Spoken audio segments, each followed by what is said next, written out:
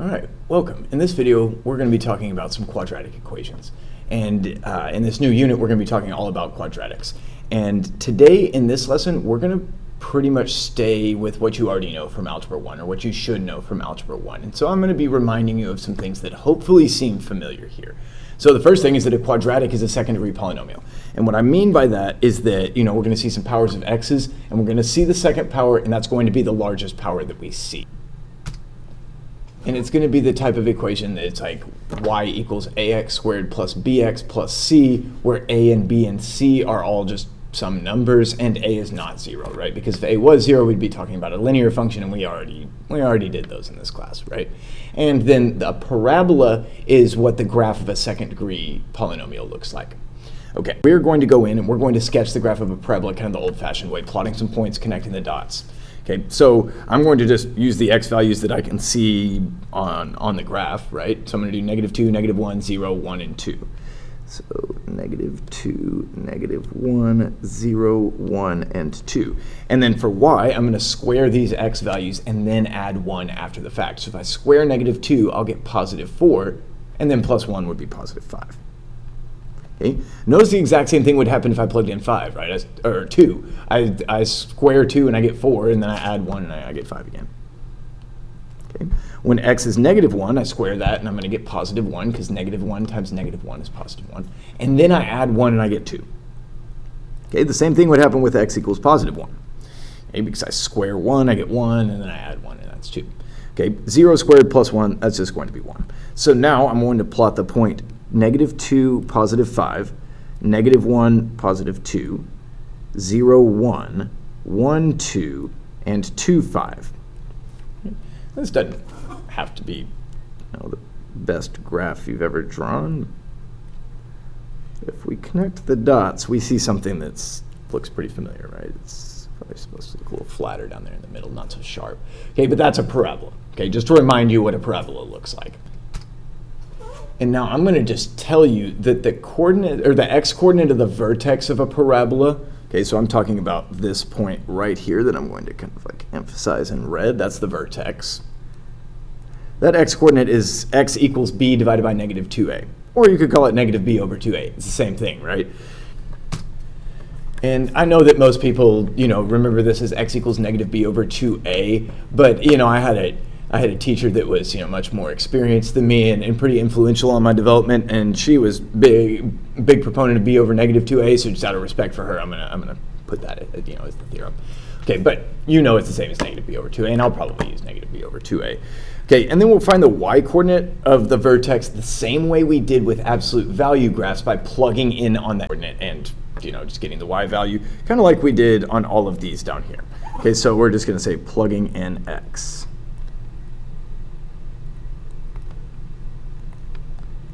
And by x, I mean the x-coordinate of the vertex. Okay, so maybe I'll even highlight that a little bit for you.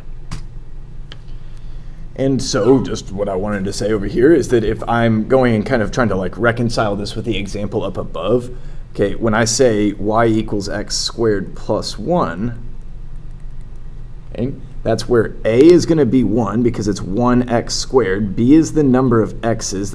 I see no x's, so b is 0. And c is that extra number out to the side. That's that plus 1. Okay? And so the x-coordinate of the vertex is going to be -b over 2a. Okay, -0 divided by 2, well, that's just 0. 0 divided by anything is 0, except for 0 divided by 0. That's not a real number. Okay.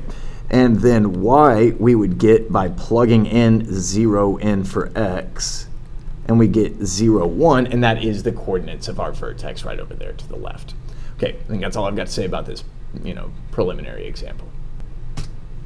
All right, now let's work another example. Let's sketch the graph of one of these parabolas without, making a table and plotting points and connecting dots, because that's kind of like a brute force method, and we want more finesse techniques for these things, so we can do it faster. All right, so we're going to sketch the graph of y equals x squared minus 2x minus 6. And, I just told you about how to find the coordinates of the vertex. We're going to start there with the vertex, kind of like we did with the absolute value graphs. It's like there's a reason why I showed you the absolute value graphs the way I did, right? So I'm going to say, all right, finding the vertex, that's my first order of business. I'm going to find that by saying x equals, okay, well, I need to label my a, b, and my c. Eventually, you'll get to the point where you can just look at it and see. But I think at the beginning, it's good that we are pretty clear about what's a, what's b, and what's c. Right? It's just the coefficients of x that we're seeing, in that, and c being that extra number off to the side. So x being negative b over 2a, so it's the negative of negative 2 divided by 2 times 1. Okay, so that's positive 2 over 2 is equal to 1. And then y is going to be, well, the y-coordinate where x is equal to 1. So that's, I'm going to take 1 and square it. Then I'm going to subtract 2 times 1 and then subtract 6 after that. Okay, so I've got 1 minus 2 minus 6, so 1 minus 8 is equal to negative 7. Okay, and I've got the coordinates of my vertex. All right, so maybe I'll just start by plotting that point. 1, negative 7. Okay, notice I'm not putting in axes. Okay, we're just sketching what we know right now. Okay, we don't know about the y-intercept or the x-intercept. I'm going to tell you about that here in a second. Okay, maybe in a few minutes, but this is the point where x is 1 and y is equal to negative 7. I'm going to choose another point.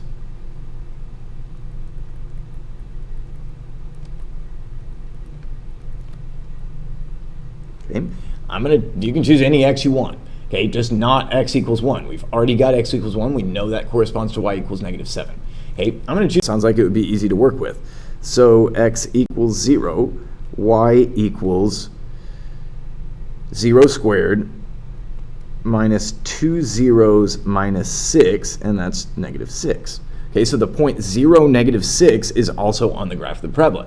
Now, you need to know that 0, negative 6 is going to be to the left of 1 and negative 7 and above. Okay, and if you need to, make a grid to convince yourself of that, you can go ahead and do that. Okay, but I know that this is going to be over here about like that. And so that's going to be 0 and negative 6. And then, I kind of forgot to mention it earlier, but these graphs of these parabolas, they've got symmetry to them. And we're going to talk about an axis of symmetry, but the parabola is very symmetric across, maybe a vertical line that goes through the vertex. Okay, so if I know that the point 0, negative 6 goes through the parabola, and it's, the left half of the parabola kind of looks like that, then I know that the right half is going to look like that, and that I'm going to have this corresponding point over here. I kind of covered it up. But it's going to be, instead of 1 to the left, it's going to be 1 to the right, and it's going to have the same y-coordinate. So that'll be 2 and negative 6. But for now, that's as good of a sketch as we're going to be able to draw, right, without knowing anything about the intercepts. All right, now let's do another one. Okay, this one's got something a little bit different that I want to show you. So maybe I'll go a little faster this time. So to find the vertex, I'm going to use x equals negative b over 2a. So in this case, a is negative 2, and b is 12. So yeah, barely visible to you. Okay, and then, see face a little better. X is going to be negative b over 2a's. Okay, so negative 12 divided by 4 is negative 3. And then I can find the y-coordinate by plugging in negative 3 for x. So y is going to equal negative 2 of, if I square negative 3, I'm going to get positive 9, plus 12 times x. Okay, I see what I did. Okay, a is negative 2, right? Okay, so I've made a mistake here. And I just thought that number was seeming a little bit large for the coordinates of a vertex. If I take negative 12 over 2 times negative 2, that's going to be positive 3. Okay, and I didn't really notice because negative 3 squared is positive 9. But 12 times positive 3, that's going to be 36. And we're going to have negative 18 plus 36. That's going to be positive 18. Okay, so now I've got the coordinates of my vertex. X equals 3, y equals 18. Maybe I'll plot it over here. Yeah, that's still visible to you. So that's going to be 3 and 18. Okay, and then I'm going to need to plot another point.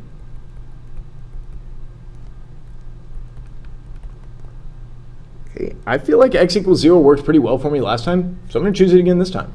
Okay, so I've got x equals 0, so I'm going to be drawing a point that's to the left of x equals 3. Okay, y is going to equal negative 2 times 0 squared is 0, plus 12 times 0, and that's just going to be 0.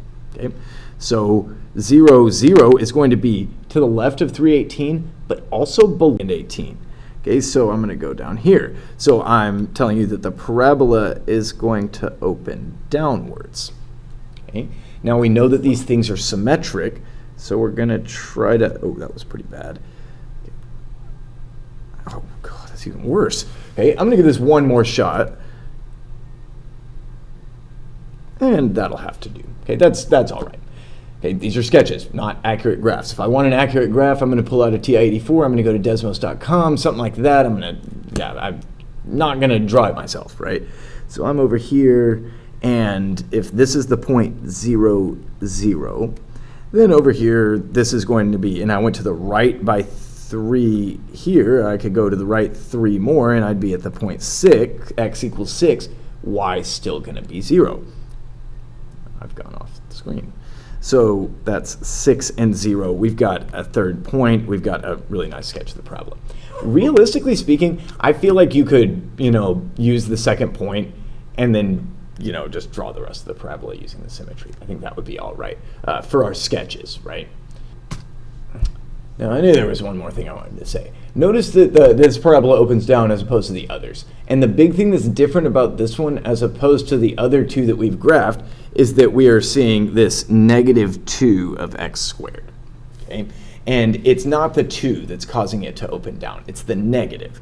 Okay, so remember that any sort of negative coefficient against your x squared, that's going to cause your parabola to open down, whereas a positive coefficient against x squared is going to cause it to open up. So at this point, if we wanted to, what am I saying, kind of analyze the contributions of A and B and C, then we could, we could write down, we know what each of these are kind of contributing. Okay. A is going to be determining how wide or narrow the parabola is. I haven't talked about that yet because we haven't really graphed a whole lot to compare to each other. But you might remember that from Algebra 1, that 10x squared is going to be a much narrower parabola than regular x squared, and that x squared is going to be wider than, probably narrower than something like 1/4 of x squared, though that's going to be really wide. So I would say that if A is positive, it opens up. If A is negative, the parabola opens down. If the absolute value of A is big, okay, so it's a big positive number or a big negative number, that's going to cause a narrower parabola. And if the absolute value of A is smaller, like, less than 1, that's going to cause you to have a wider parabola. B, we know this impacts the location of the vertex. If you're more interested in, the meaning of B in the y equals ax squared plus bx plus c situation, let me know. I've got this really nice YouTube video. It's very short. It's like 5 seconds or something. It's a little manipulative that somebody 3D printed that really gives you a good idea of what the bx is actually contributing in the ax squared plus bx plus c. But I'm not going to get into that here because I can't draw that. Okay, and I try to stick to things that I can draw.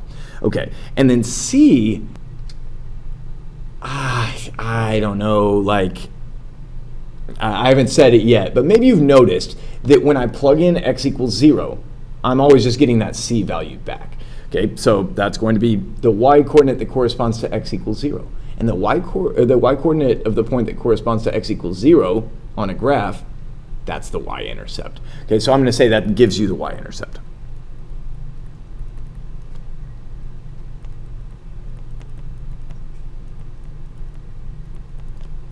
But we'll have more to say about that here in a second. But before I go too far forward and start talking about y-intercepts and x-intercepts and factoring and distributing and all that stuff, I think I should probably go back and tell you what the axis of symmetry for a parabola is. I kind of forgot to put that in there. So the axis of symmetry for a parabola is x equals negative b over 2a. Okay, it's the exact same as the vertex. And it's like, why is that the case? Okay, so we've got ourselves a parabola maybe, right? And it's got this vertex, which has got x coordinate x equals negative b over 2a. Okay, well, the actual axis of symmetry is going to be a line, right? It's going to be this line right here. Okay, and we've learned in this class that vertical lines in the xy plane, they have an equation that starts with x equals. It's the set of all points where x equals some number. So the axis of symmetry, being a line, needs an equation. Okay, and it's going to be x equals negative b over 2a. So we're going to start with labeling, or sketching the graph, and then labeling the vertex and the y-intercept, and we'll see how that's going to go. Honestly, I'm kind of forgetting what I was going for over here with this one, so I'm just not going to do that example. I'm sure when I wrote these notes, I had some sort of great idea about what to do with that general parabola y equals ax squared plus bx plus c, but we're going to do this 3x squared plus 4x plus 5, which really has me kind of wondering what was I thinking when I made these. I've worked this example. The numbers aren't going to be great, but it's not the end of the world. So let's just get into it. So we need to first,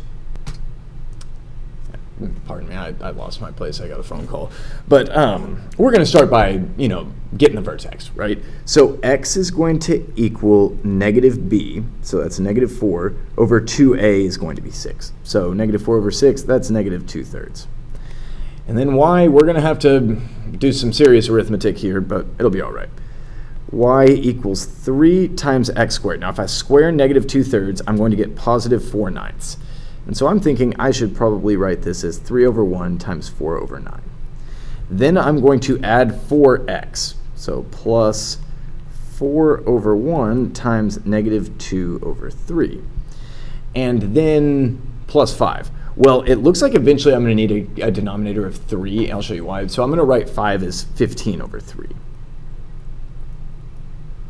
Trying to make this arithmetic as easy on myself as possible. Now, 3 divided by 9 is the same as 1/3. So I've got 4/3. I'll just write this out. I've got 4/3 minus 8/3 plus 15/3. And I'm just going to make sure this is the same I got last time. Yes, that's 11/3. All right, so I've got the coordinates of my vertex. So it's x equals negative 2/3 and y equals 11/3. So I'm just going to call that negative 2/3 and y equals 11/3. Okay. Now, in order to get a y-intercept, okay, so that's me labeling the vertex. Maybe I'll switch up the color for the y-intercept. The y-intercept always happens where x equals 0. Okay. You saw me do that a lot in the first unit, and we're going to keep doing that throughout the year, really. We're going to talk a lot about intercepts, x-intercepts, y-intercepts, all sorts of intercepts. Okay, so x equals 0. Y is just going to be c, right? We talked about that earlier, but it's going to be 3 times 0 squared, going to be 0, plus 4 times 0, still 0. All those zeros plus 5, that's going to be 5. Okay, so 0, 5. X equals 0 is to the right of x equals negative 2/3. So I'm going to plot that point here. And I'm just going to call that 0 and 5. Okay. And then from there, I'm going to sketch the parabola. This feels like a good one. Oh, yeah, that looks pretty nice. Okay, so I've labeled the vertex and the y-intercept, but I think we're ready to say, okay, now we can come in through here and put in a y-axis. And then we also, I guess we can kind of see that the x-axis, that's the points where y equals 0, that's going to be somewhere below all of this discussion. So, because 11/3 is a positive number. So my vertex is sitting above the x-axis. So I might say, I don't know, something like there.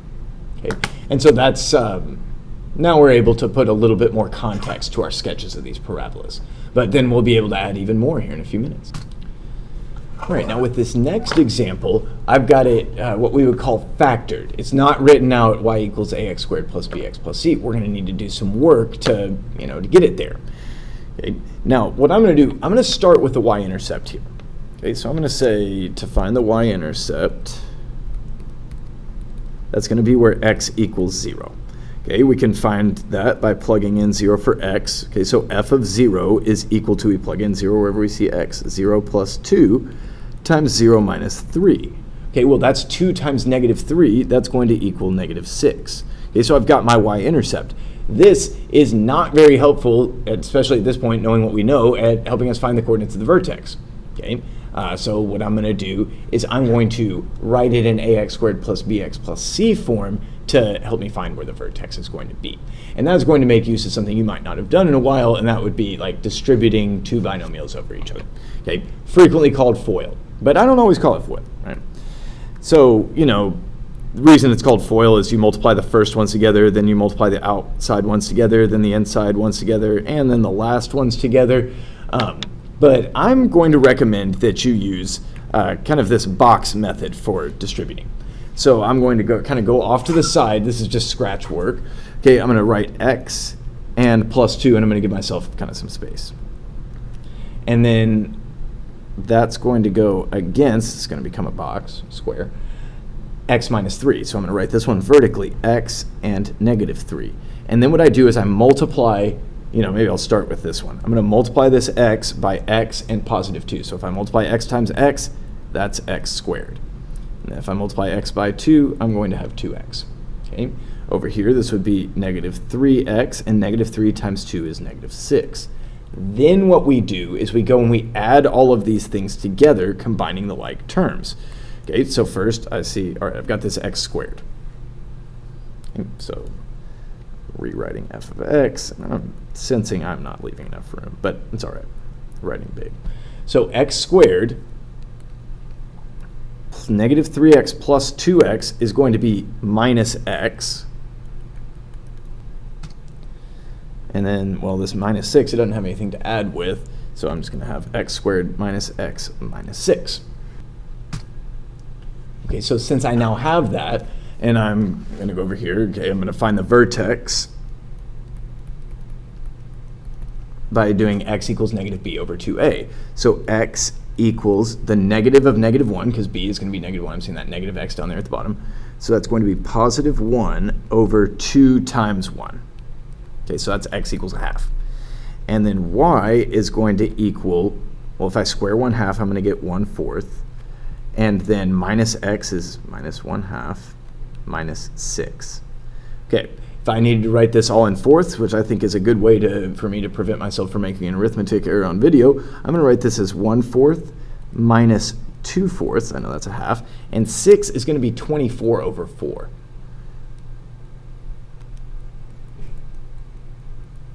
Okay, and then I'm going to get, what am I going to get? That is not what I got the last time. Oh, well, because I made an error. Okay, well, I see that. Okay, I have to believe in myself here. 1 minus 2 is negative 1. Negative 1 minus 24 more is negative 25. So that would be negative 25 over 4. Okay, now that I've got my coordinates of my vertex, I've got 1/2 and negative 25/4.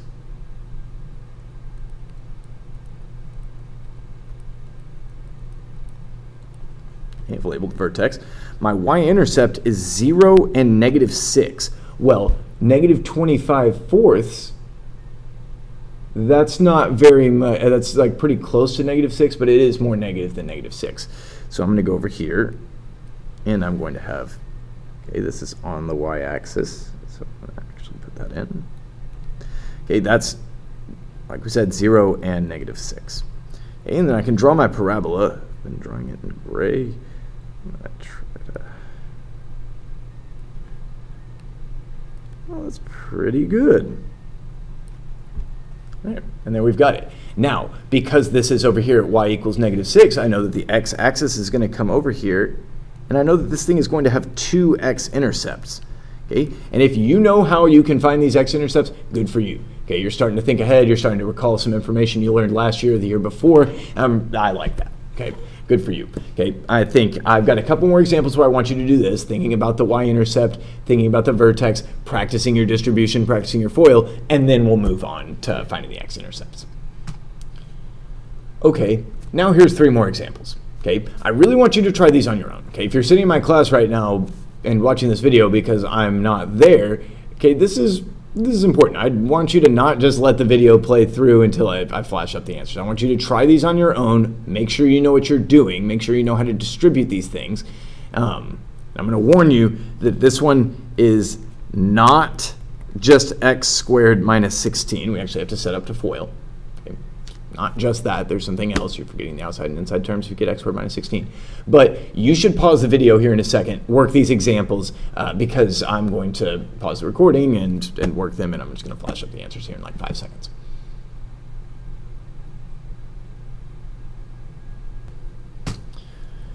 All right, there you go. Okay, so some of these numbers didn't work out so nice, right? But that's okay, right? We're not scared of fractions, right? If we are, then we're going to need to get over that really quickly. Over here, I thought there was something I was going to point out. Oh, here we're seeing an x-intercept in the top right, on the parabola x minus 4 squared.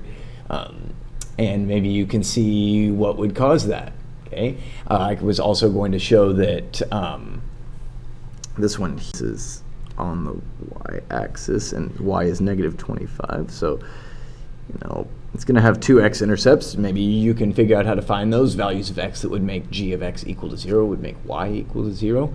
Okay, I'm not sure I have too much more to say about these examples, though, besides, we need to practice our distributing binomials over each other. We need to do our FOIL practice. We need to practice writing the equation, or the coordinates of the vertex. Oh, I know one thing I was going to say, was that if I was going to talk about the axis of symmetry of these, which that hasn't been a question that's been asked yet. Okay, that's the set of all points where x equals 1/2. Set of all points where x equals 4. Okay, I'm just drawing these axes in black. Okay, that's the set of all points where x equals 7/12. Okay, that one was really rough. And then the axis of symmetry is the y-axis. Okay, and I think that's all for those examples. All right, now let's talk about finding the x-intercepts. Okay. We can find the x-intercept of y equals x squared minus 1. We know that an x-intercept we find by setting y equals 0. Okay, so if y equals x squared minus 1, we're going to say x squared minus 1 is equal to 0. Okay. And then we're going to try to solve using the techniques that we have used so far in this class, right? Do the same thing to both sides of the equation. Okay, so I can start by adding 1 to both sides of the equation, right? So then I would say x squared is equal to positive 1. And now you might be like, oh, okay, I'm stuck here, I don't know what to do. What we're going to do is we're going to take the square root of both sides of this equation, okay, which is maybe something you did in Algebra 1, but it's the thing with the plus minus. And I'm hoping to kind of clear up any confusions about why the plus minus happens. Okay, so what we're going to do is we're going to take the square root of both sides, so taking the square root of x squared, that's going to be the square root of 1. Now the square root of 1 is not 1 or negative 1. It's just 1, right? If you type into a calculator square root of 1, it's not going to say 1 or negative 1. Okay, it's just 1. What I need to tell you about is this theorem that I just don't think gets enough play in most algebra classes. Okay, the square root of x squared, that's the same thing as absolute value of x. And I'm not going to go in and prove it for you super rigorously. I'm just going to show you examples, show you evidence. Okay, let's look at a machine, a function that takes a number, squares it, and then takes the square root, because it's the square root of x squared. We're squaring first, and then we're taking the square root. That's why that square root house is outside of the square. Okay, so let's say if x is a positive number, right? X is greater than 0. Okay, let's say 10. Okay, if I take 10 and then I square it, I get 100. And I take the square root of 100, and that's positive 10. You can ask your calculator what's the square root of 100, and it'll tell you positive 10. Okay, x equals 0. This wouldn't be very interesting because we know what happens when you square 0. Okay, you get 0. And you take the square root of 0, it's going to be 0. You can ask your calculator. You'll not have a problem with taking the square root of 0. But x equals negative 1, or maybe not equals, maybe x is just less than 0. I don't know, maybe negative 3. If I take negative 3 and I square it, I'm going to get positive 9. Okay? And then if I take the square root of 9, I'm going to get 3. So it took negative 3 and gave me positive 3 back. That's exactly what absolute value does. So I'm going to go over here and I'm going to say absolute value of x is equal to 1. We just learned how to solve absolute value equations. There's a reason for that. Okay, and now we know that if the absolute value of a number is equal to 1, that number needs to either be 1 or it can be negative 1. Okay, so that's one way that we can solve, but that's going to require that the b in the ax squared plus bx plus c be 0. Okay, because if I zoom out a little bit and just give you some other kind of equation, like maybe x squared minus 4x plus 17 equals 0, and you tried to subtract 17 from both sides, keep doing the same thing to both sides of this equation, you would never be able to get x, okay? Using the techniques that we have so far, using square roots of both sides, things like that. We're going to need something else, okay? Now this one right here, we're going to need a special formula for, and we're not even getting into that today. I'll get you that at a different time, because this video is already very long, right? Almost 30 minutes. 50% longer than I try to keep these. But since I'm out today, it's the first lesson of the unit, I figured I needed to be really detailed. All right, now let's try another one. Okay, so let's find the x-intercepts of y equals x minus 3 times x plus 5. Well, we know that x-intercepts are places where y is equal to 0. So we're going to set y equal to 0. 0 is going to equal x minus 3 multiplied by x plus 5. And right now, I need to remind you about the zero product property. Okay, and this is another theorem, but I'm not going to write it all fancy over to the side. I will write off the side, though. I'm going to say if a times b is equal to 0, didn't even fit, okay? If a times b is 0, then it must be the case that either a or b is 0, right? We know that we can't just multiply two numbers together and get 0 unless one of them is 0, right? We can't multiply 4 times negative 3 or something and get 0. The only way we multiply to get 0 is that one of the things we're multiplying is 0. So let's say then a equals 0, or maybe b is equal to 0. And this is what we would call the zero product property. Okay, this only works for 0, though. There is no 12 product property. There's no 25 product property. Don't be using that in my class, right? You know, you're going to hear about it if you do. Right? We always set these things equal to 0. That's why we are going to eventually be factoring, is to make use of the zero product property. So using that, since I know that these two things, x minus 3 and x plus 5, are multiplying together to equal 0, I know one of them has to be equal to 0. So that tells me that either x minus 3 is equal to 0, or maybe x plus equal to 0. Okay, if I add 3 to both sides, I'm going to get x equals 3, subtract 5, I'm going to get negative 5. Okay, so we see what, the message here is that kind of a factored form of a quadratic is very useful for helping us find x-intercepts. So let's keep exploring that. Now, if we got one that was written ax squared plus bx plus c, like x squared plus 13x plus 30, and we were asked to find the x-intercepts, like, I wish I could write that as the product of two binomials, right? And then it would be really easy. And we're going to be able to. I just am going to remind you what factoring looks like. So if we go and we backtrack up here, and we were to actually distribute x times x times 5, we'd get y equals x squared plus 5x minus 3x minus 15. Okay? And then we would combine like terms. And we would get, I'm going to move down here for a second, y equals x squared plus 2x minus 15.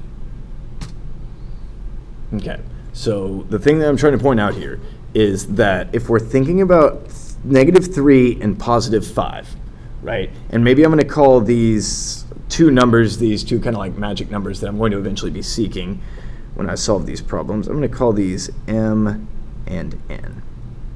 Okay. The middle number here, at least for when we're factoring a leading coefficient, is 1. Okay, this middle number is going to be the sum of m and n. And then this number over here, this is going to be the product of m and n, so m times n. Okay, so look, negative 3 plus 5 is positive 2. Negative 3 times 5 is negative 15. So to apply that same principle here, we know that we're going to be able to write this as x minus m times x minus n, with m plus n equaling 13, and m times n equals 30. I started with one that's that I think is going to be pretty obvious, right? Two numbers that add to 13 while multiplying to 30. I'm thinking 10 and 3, right? So just to remind you, I'm sure you spent a lot of time doing this either last year or the year before last, or at least I hope. So we could say x minus 10 times x minus 3. Okay. Is that right? I guess I was saying x minus m, x minus n. That's not necessarily the case. It's probably going to be x plus m, x plus n. Okay? Because if I went with this, if this is my hypothesis, you know, especially when we haven't done this in a while, kind of new to it again, we should probably check our work, right? If I did x minus 3 and x minus 10, I'd have x squared, negative 3x, negative 10x, and positive 30. And I'd be almost right. But when I 10x and negative 3x, I get negative 13x. And right here, I've got a positive 13x. So I need to, you know, be making that happen. And we could do that by turning these both into positive numbers. Then these would become positive and, you know, everything would be good. Okay, so I'm going to call that x plus 10 times x plus 3. And if I want to find the x-intercepts, okay, I know that's where y equals 0. Okay, so I'm going to say 0 equals x plus 10 multiplied by x plus 3, and I'm going to make use of the zero product property. I'm going to say, okay, either x plus 10 is equal to 0, or maybe x plus 3 is equal to 0. And I'll subtract 10 from both sides, subtract 3 from both sides, and I'll be happy. All right, now we've just got some factoring practice, which is, I think, exactly what you need. Factoring is the type of thing that you did in Algebra 1. Hopefully you did a little bit in geometry. You're going to do it in Algebra 2. You're going to do it a lot more in pre-cal. You're going to do it in calculus as well. It never goes away. As long as you're taking these algebra-based math classes, you're going to be factoring because it's such an effective tool for solving equations. Okay, so we're going to find the x-intercepts by factoring, and then we're going to sketch the graph. Okay, I'm going to do one of them for you, and then I'm going to have you do the other 3. And then there's 4 below that, and I'm going to do one of those, and I'm going to have you do the other 3 for me. Okay, and, you know, and then you can check your work against mine. So y equals x squared minus 11x plus 24. I'm thinking I need 2 numbers that multiply to 24 while adding to negative 11. And there's lots of numbers that multiply to 24, right? We've got 24 and 1. We've got 12 and 2. We've got 8 and 3. Ooh, 8 and 3. Those add up to 11. So I probably need negative 8 and negative 3. Those would multiply to positive 24 while adding to negative 11. So I'm going to factor this side. I'm going to say y equals x minus 8 multiplied by x minus 3. And if there's any doubt in your mind about these factors, you need to check by foiling. Okay, you don't want to be wrong about factoring, because once you're wrong about factoring, it doesn't get any better from there. Okay, you're just going to be wrong. So if we're doing x-intercepts, we're setting y equals 0. So x minus 8 times x minus 3. And if these two things multiply together to equal 0, then either x minus 8 equals 0, so that would, if I added 8 to both sides, that would be x equals 8. Or maybe x minus 3 is equal to 0. And if I added 3 to both sides, that would be x equals 3. Okay. If I'm going to sketch the graph of this thing, you know, just after only finding the x-intercepts, I don't want to go in and do a whole bunch of other solving. I'm going to look, I'm going to see positive x squared, so I know that this is a parabola that opens up. And so I know it's going to have that kind of shape.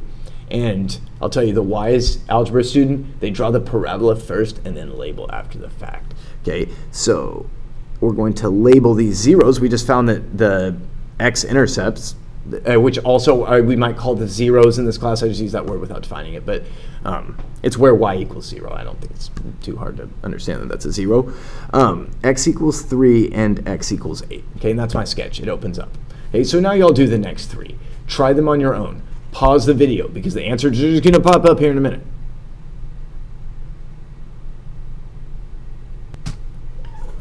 All right, there you go. I did the next 2, but you'll notice I didn't do the last one. Okay, I feel like this one's a little different. Now, you can definitely go in here and put in a plus 0 and find 2 numbers that multiply to 0 while adding to 5. Okay, well, that's going to be 5 and 0. Okay, but I feel like that's probably not the best way of approaching this one. I think that this is one where we should talk about factoring out a greatest common factor, and I don't really have that much to say about the other 2. You know, you're finding 2 numbers that multiply to 10 and added to 7. 2 numbers that multiply to negative 24 while adding to positive 2. Okay, and you followed the exact same process you followed on the one I worked in blue. This could be a little different, right? So I might just zoom in on this one and kind of attack it. Notice that x squared and 5x both have x in them. If everything has x in it, we can factor out an x. That's called factoring out a greatest common factor. So I'm going to say that this is equal to x. And then I have to think about what would I multiply x by to get x squared plus 5x. Okay, x times x is x squared. That's a big thing, right? I could put that back in and I'd have x squared. And then what do I have to multiply x by to get 5x? Well, that would be 5. So that'd be x times x plus 5. So I don't want you to forget about factoring with the greatest common factor. I think usually most people would start with that. I just don't think I thought to. I was thinking really in terms of quadratics, not in terms of like all types of factoring. But here we can factor this thing. Okay, and if we're interested in the x-intercepts, that's where y equals 0. And so if if x times x plus 5 is equaling 0, then either x equals 0 or maybe x plus 5 equals 0. Okay, well, x plus 5 would equal 0. We could subtract 5 from both sides. We'd have x equals negative 5. Okay, so I'm drawing my parabola. Then I'm going to put in my x-axis. Okay, I've got x equals negative 5 and x equals 0. Well, x equals 0, that's the y-axis. So maybe I'll just draw in a little y-axis too. And then I've got myself a really nice sketch. Okay, and that's my other 0. Okay, so that was that example. Let's do 4 more. All right, these are good. I like these. Okay, I might just do all 4 since I'm already 40 minutes in, right? Okay, so I'm going to factor out the greatest common factor on this one. That's going to be 6. 6 divides 6, 18, and 24. So I'm going to say that's going to be 6 multiplied by x squared negative 3x, because 6 times negative 3 is 18, and 6 times negative 3x would be negative 18x, minus 4. And then the thing in parentheses, we can factor that by finding 2 numbers that multiply to negative 4 while adding to negative 3. And so that'll be 6 times x minus 4 times x plus 1. Okay. And if I'm interested in the x-intercept, that's going to be where these things are 0. So either 6 is equal to 0, and that's never going to happen, right? Okay, 6 is not equal to 0. But zero product property, if 3 things are multiplying together to equal 0, one of them's got to be 0. So I'm showing you that to just really emphasize that that does not give you x equals 0 as a solution. Okay, x minus 4 could equal 0, or x plus 1 could equal 0. Okay, so that would be x equals 4 and x equals negative 1. Okay, 6x squared, that's going to be a very narrow parabola. Okay, so maybe I'm just going to call that negative 1 and that positive 4, and that's going to be a good enough sketch for us. Okay, the next one, 2x minus 14x squared. Okay, this one has a greatest common factor. I think I can factor out a 2 because 2 and 14 are both even numbers, and also factor out the x. So I'm going to say if I'm finding the x-intercepts, 0 equals 2x. Okay, what do I multiply 2x by to get 2x? Just 1. And then what would I multiply it by? A negative to get the negative, 7 to get the 14, and another x to get 2 powers of x. Okay? So either 2x equals 0, and I know that only happens when x is equal to 0, or 1 minus 7x is 0, and that will happen when 1 equals 7x. I added 7x to both sides, and divided by 7, that makes x equal to 1/7. Okay? Because of the negative number of x squareds, I know this parabola is going to open down. Okay? And I've got over here, I've got 2 intercepts. I've got x equals 0, and I've got x equals 1/7. Okay, and that's going to be good enough. All right. I think I'm going to remind you about a difference of 2 squares. That's not one we've talked about. We kind of ran into one, but we didn't really talk much about it. So a difference of 2 squares, if you have a squared minus b squared, you can factor that down into a plus b times a minus b. And if you don't understand why that works, distribute it out. Do the FOIL, right? Convince yourself. Okay? But I know that 4x squared is the square of 2x, and 9 is the square of 3. Right? 4x squared is the square of 2x because 2x squared is going to be 2x times 2x. 2 2's and 2 x's. That'd be 4x squared. All right. And, okay, that's why. And if I'm trying to find the x-intercepts, I'm doing it like that. All right. And then this, I can factor this with a 2x plus 3 and a 2x minus 3. This is a difference of 2 squares. This is a factoring technique we will do a lot more in the coming lessons. Okay, so that means that either 2x plus 3 equals 0 or 2x minus 3 equals 0. And that'll happen when x is negative 3/2 and positive 3/2, and we know that that's going to be a parabola that opens upward. We've sketched a lot of these now. Okay, we've got some experience. All right, the last one, maybe I'll let you try this one on your own. This has got a greatest common factor of 10, but yeah, do it, pause the video, check your answer against mine. It's coming in 5 seconds.